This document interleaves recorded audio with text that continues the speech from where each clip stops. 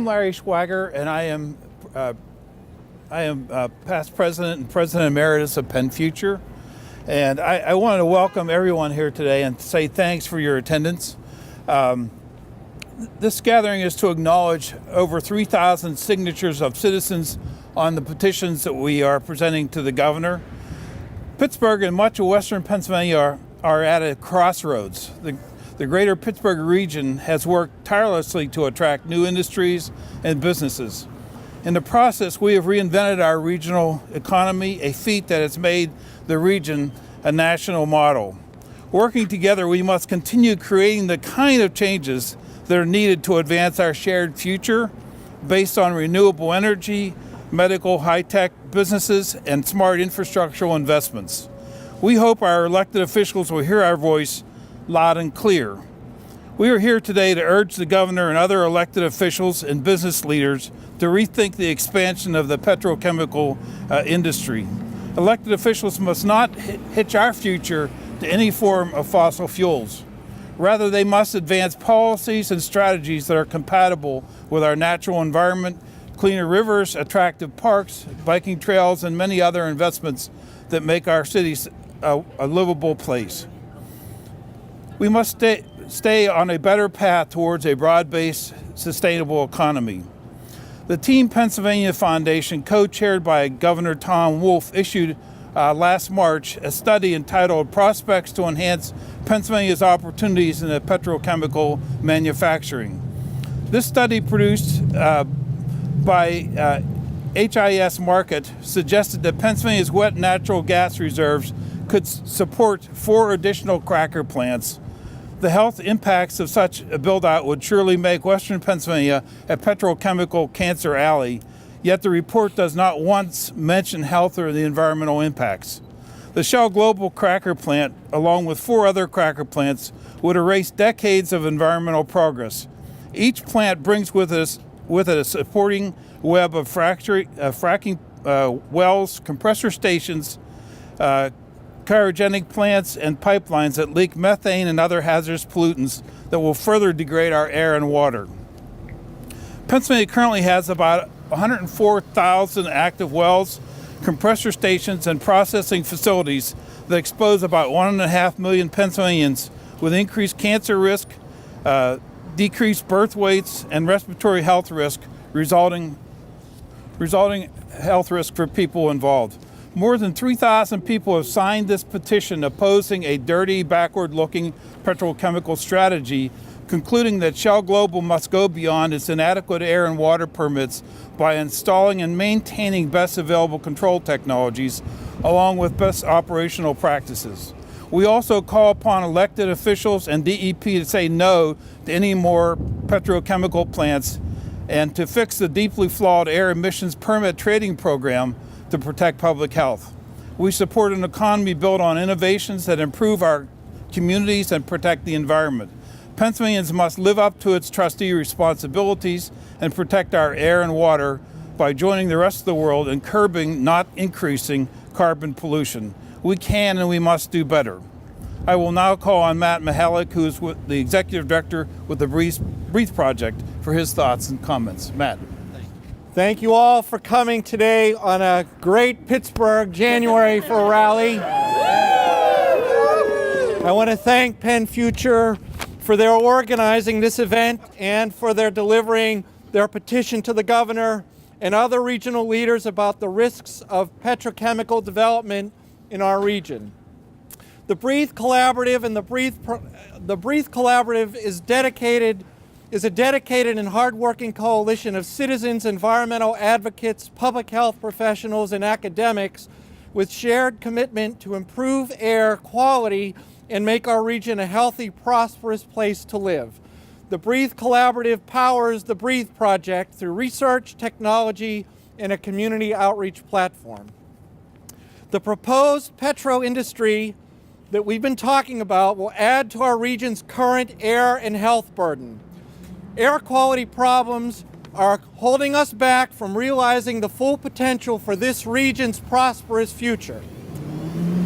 This is something that is out of step with all of the other progress we've been making over the past 30 years to heal the scars of our polluting industrial past. We still have a serious air quality problem.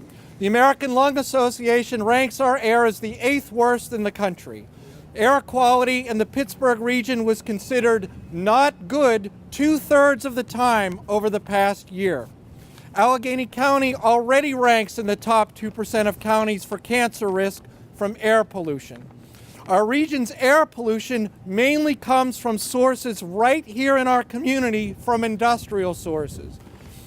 And according to its permit, the ethane facility in Beaver County will erase all of the improvements in hazardous air pollution in that valley since the 1990s. That's going backwards over 25 years. Why would we want to add to our burden? This takes us in the wrong direction. The petro industry will add to our community's health costs.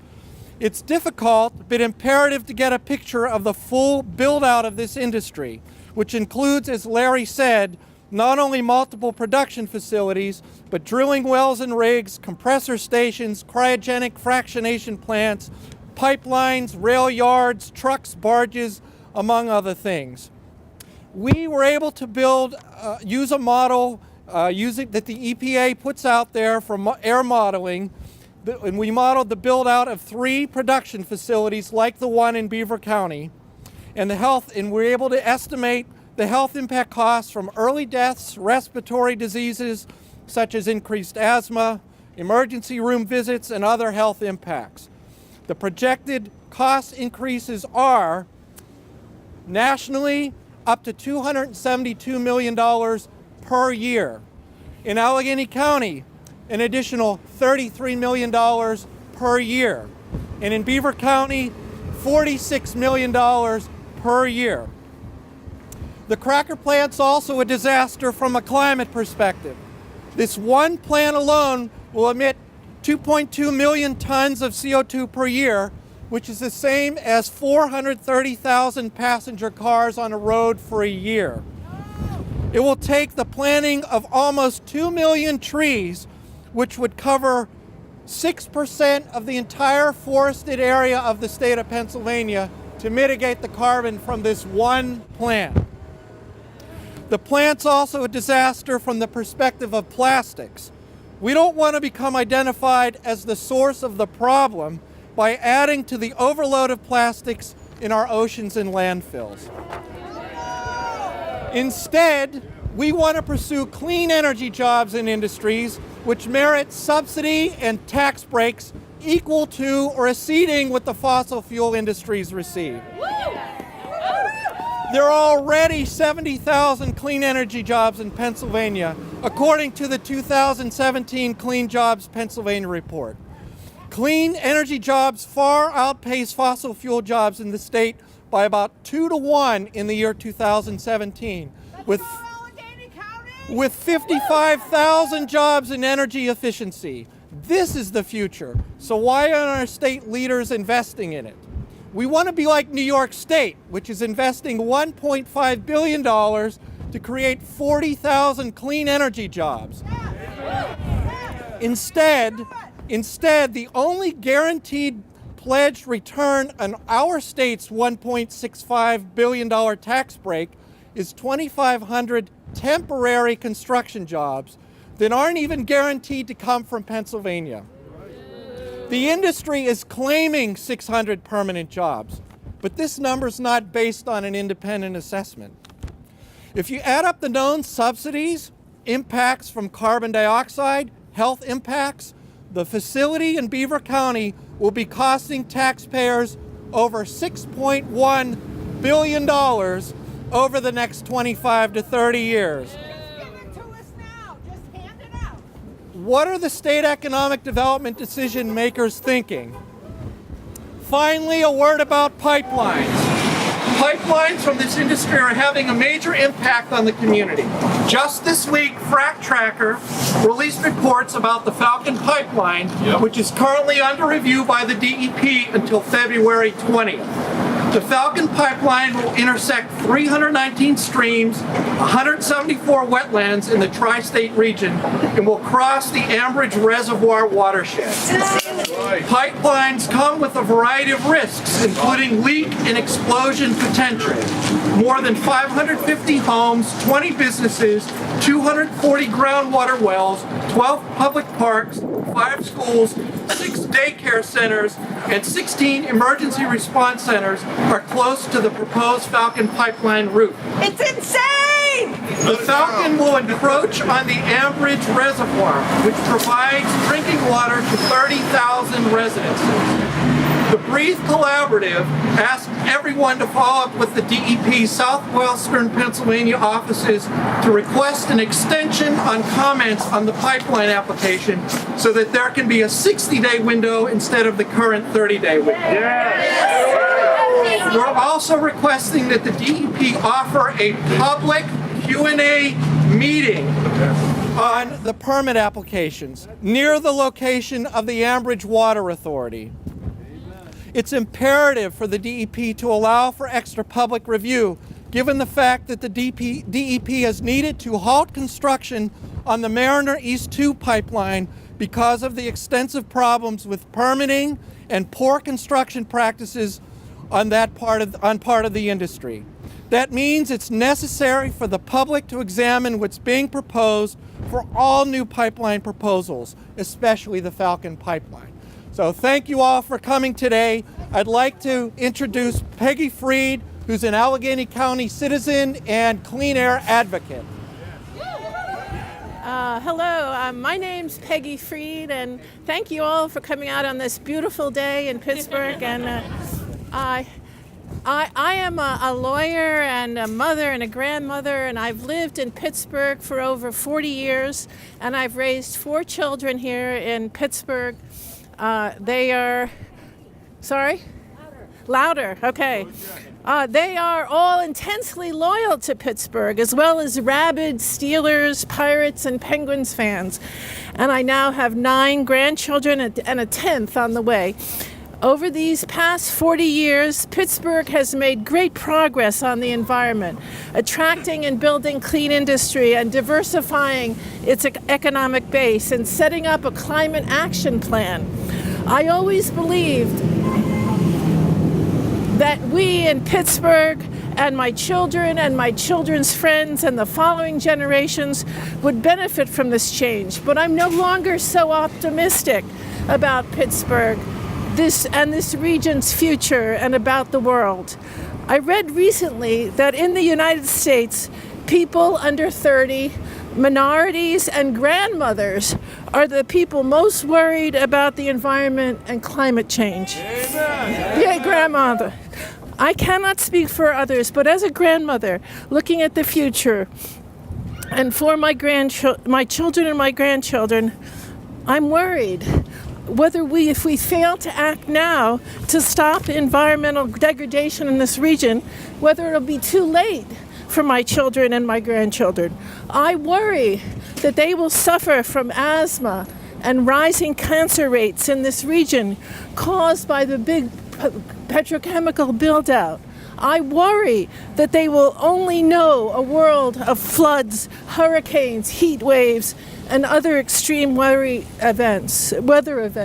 I worry that they will only see worldwide population dislocations caused by climate change, which will lead to a world of refugees and wars as people compete for scarce resources. I worry about these things, so I decided to act locally because that's what I can do.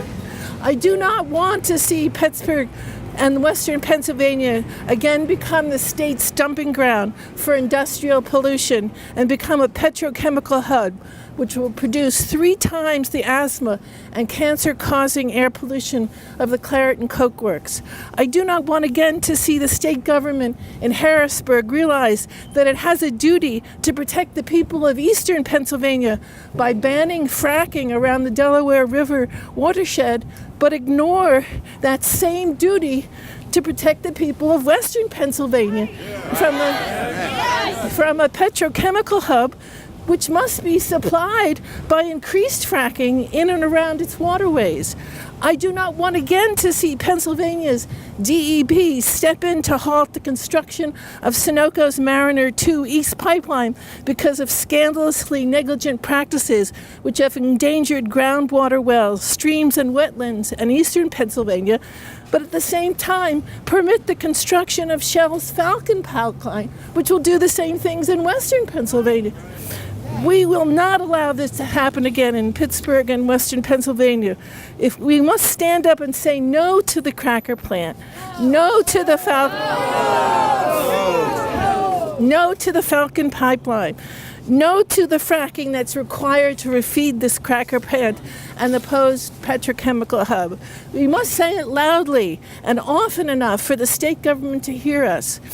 We are generally an older population here in western Pennsylvania, so we grandmothers and grandfathers and must be especially loud and forceful, forming alliance with people under 30, minorities, and anyone else to work in cooperation. According to what I've read recently, this should not be so hard for us grandparents and older people, that we do this rather well, naturally, at least according to evolutionary anthropologists.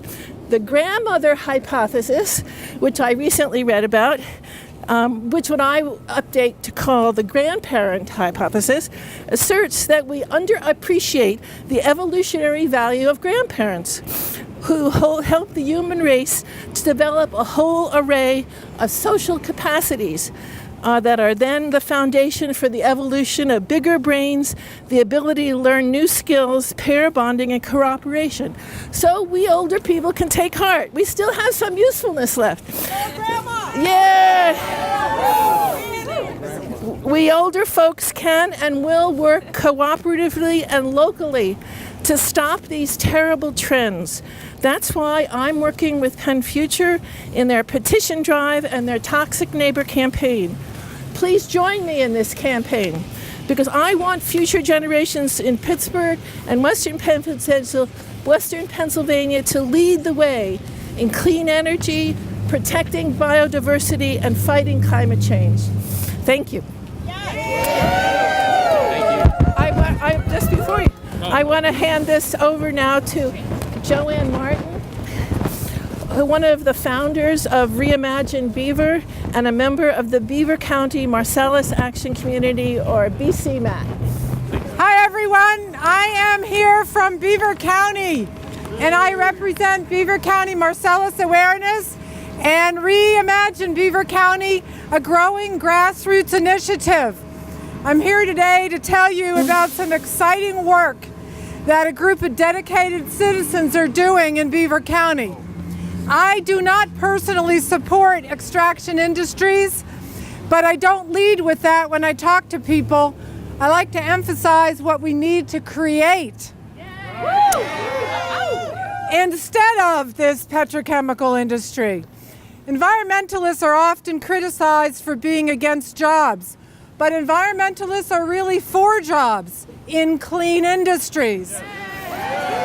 And to do this, we have to say no to dirty industry. There are no jobs on a dead planet. When we say no to this petrochemical build-out, we are also saying yes to something else. We are saying yes to jobs, to forward-looking alternatives to economic development.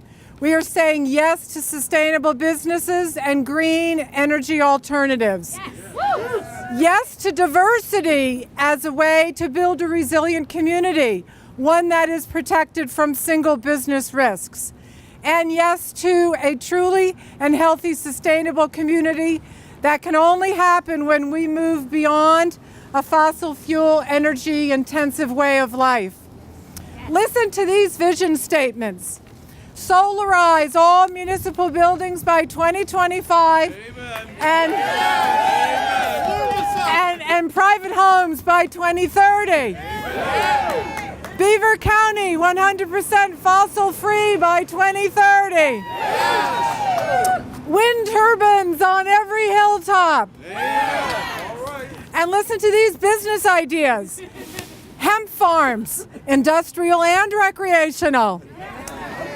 pervious concrete manufacturing plants, biodigesters, low-flow hydropower along the Ohio River, algae farms for biofuel or carbon sequestration. These ideas came from a grassroots initiative in Beaver County that we started last March. It's called Reimagine Beaver County, and it's a growing group with a small grant and the help from League of Women Voters of Pennsylvania. We hosted a series of visioning and educational sessions. We've created vision statements. We've identified assets of the region.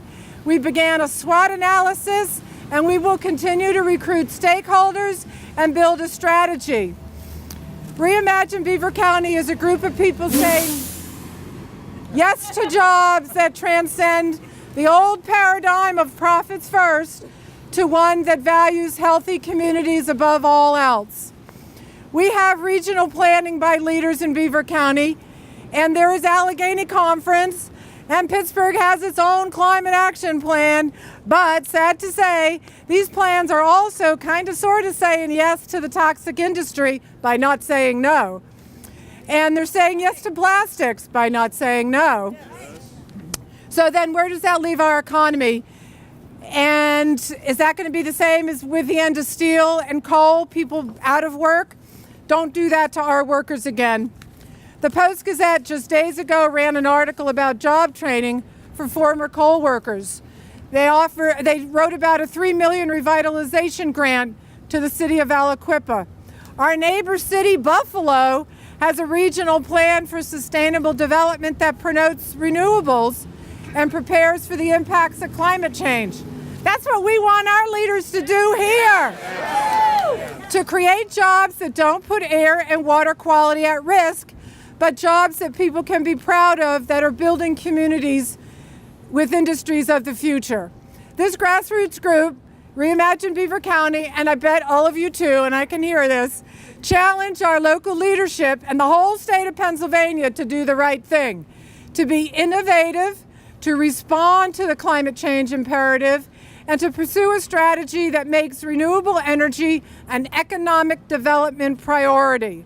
This is what we'll help with. This is what we are asking for and what we'll support. We are saying yes to jobs, yes to visionary leadership, to courageous leadership, and yes to a future this region can be proud of. Thank you. And Larry, come say a few words. I'd like to thank each and every one of the speakers today, and most importantly, I want to thank each and every one of you for being here today. I got to tell you, it does my old heart so good to see all the folks who are willing to turn out on such a day to give voice to this important issue. Pennsylvania needs a new direction. We are making a terrible mistake by making fossil fuels our future. We need to turn it around and make clean energy our future. And I think you've heard that here today from so many. I'd like to ask anyone from the media if you have any questions at all from either me or any of the other speakers, please do so at this time. If not, I would like to suggest to you that you can sign up at our website at pennfuture.org or also visit the Breathe Project on Facebook to get more information to stay involved with us as we go forward. Again, my thanks to each and every one of you for your willingness to come out today and be a part of this important event. And I hope our governor and our state elected officials hear our voice, hear it loudly, hear it clearly. Thank you.